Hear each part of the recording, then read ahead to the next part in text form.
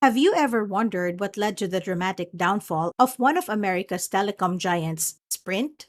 The story we're about to unravel is a cautionary tale of corporate decisions, industry dynamics, and the relentless pursuit of success.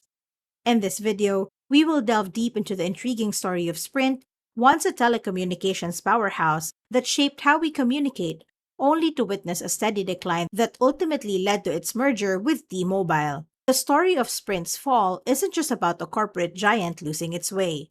It's a cautionary tale for anyone interested in business, technology, and the ever evolving telecommunications industry landscape. And before we go any further, don't forget to smash the subscribe button and ring the notification bell.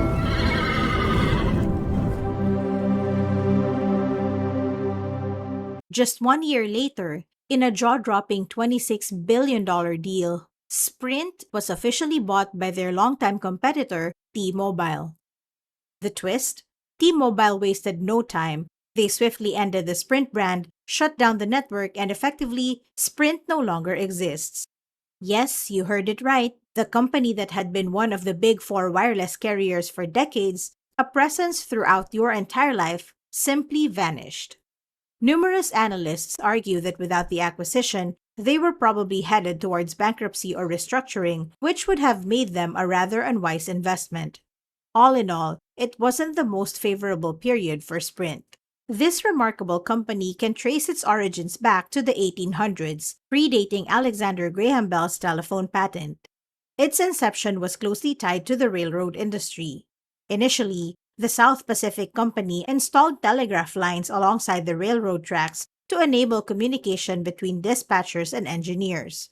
These telegraph lines eventually evolved into the telephone infrastructure that we know today. For nearly a century, AT&T held a dominant position across all the sectors of the telephone industry.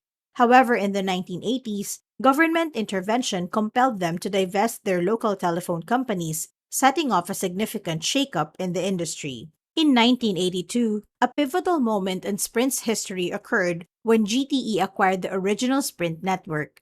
At that time, GTE owned 16 local phone companies, and the rationale behind this acquisition was clear. By bringing the local phone companies under the same umbrella as the long-distance network, GTE aimed to gain greater control over both ends of the telecommunications spectrum. In 1986, the merged entity joined forces with United Telecom, forming a 50-50 joint venture. However, by 1992, United Telecom had assumed full ownership of this venture. Simultaneously, they rebranded everything under the new name, Sprint. In a remarkable journey through time, United Telecom is transported back to the 1800s. Its origins trace back to the humble beginnings of the Brown Telephone Company, aptly named after its founder. Initially conceived as a local telecommunication alternative to the giant AT&T, it began in the cozy town of Abilene, Kansas. As the years unfolded, United Telecom expanded its reach, venturing into new markets, acquiring local providers, and undergoing several name changes.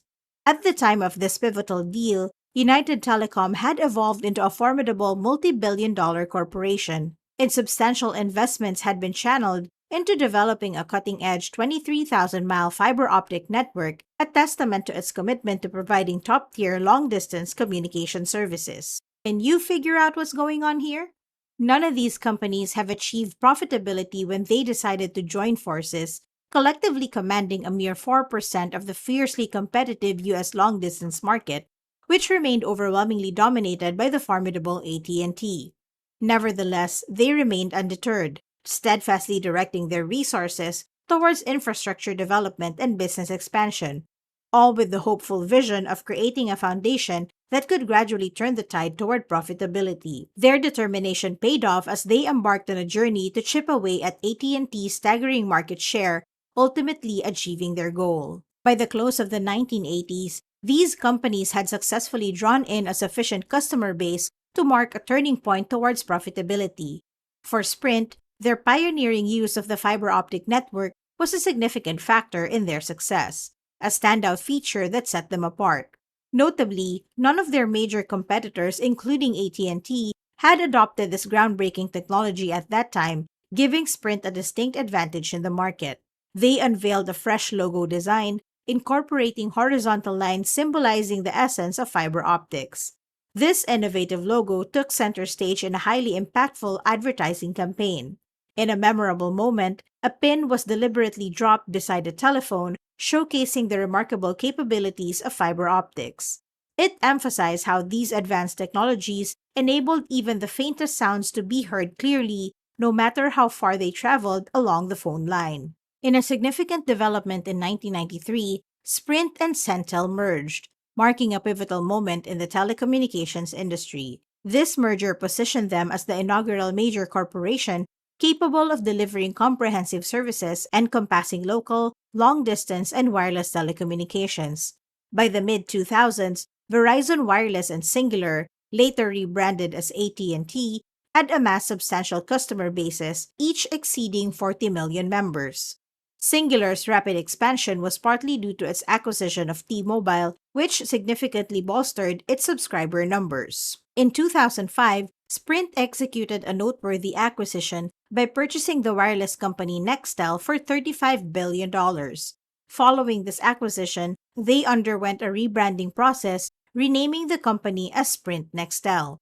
Alongside the name change, they introduced a fresh yellow logo, which remained in use and became widely recognizable, enduring until the company's later developments.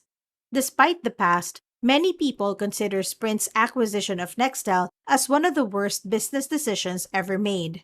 According to several experts and observers, it may be the most critical element causing Sprint's future collapse and difficulties in the telecommunications sector. Honestly, this entire video could revolve around the evident struggles between Sprint and Nextel, highlighting their incompatible synergy. These telecom giants operated on distinct technologies, making it challenging to reap synergistic advantages from merging their networks. This ultimately led to inefficient infrastructures and a decline in the quality of customer service. In several areas, Sprint had given them the sole right to sell items under the Sprint brand name, but when Sprint began selling its Nextel products there, which was dubious, it sparked numerous legal disputes. The tech giant often saw a more straightforward path in acquiring the affiliate rather than grappling with legal disputes. As a result, they invested nearly $20 billion in this endeavor over the years following the merger. Even their marketing efforts failed to yield the desired results. Consequently, they continued selling products under their established brand and the newly acquired subsidiary's name. When they began promoting their products as a combined entity under the Sprint and Nextel brand names, it led to considerable confusion among consumers. Numerous high-ranking Nextel executives opted to depart from the company, and by 2007, the CEO had resigned amidst the deteriorating situation. If you had invested $100 in this company after the acquisition year, your investment would have dwindled to under $20 within 5 years. In 2008, they reported a massive goodwill impairment of nearly $30 billion. Essentially, this indicated that Nextel had not retained its value, and a substantial portion of the $35 billion they had spent on it just a few years prior had essentially gone to waste. In 2013, the company formally discontinued the Nextel network and removed Nextel from its corporate name. During that same year, they were predominantly acquired by a Japanese corporation, SoftBank. This acquisition marked a significant milestone as it stood as the largest foreign purchase by a Japanese firm, involving an investment of slightly over $20 billion, which was undeniably substantial. Taking it a step further, prior to Nextel's involvement in 1998, one of their rivals, WorldCom, embarked on an acquisition binge and proposed to shell out a staggering $115 billion to acquire Sprint. However, the Department of Justice threw this acquisition attempt due to concerns about diminished market competition, and the price tag appeared overly inflated. Nonetheless, if we gauge these indicators, Sprint essentially witnessed a nearly $100 billion erosion of its value during those 15 years. In 2017, they secured the 10th spot on Yahoo's roster of America's most disliked companies, and the subsequent year, they made it into USA Today's compilation of America's most reviled companies, this time ranking at number 7. Towards the final stretch, Sprint acquired fresh customers while shedding a significant portion of its existing ones.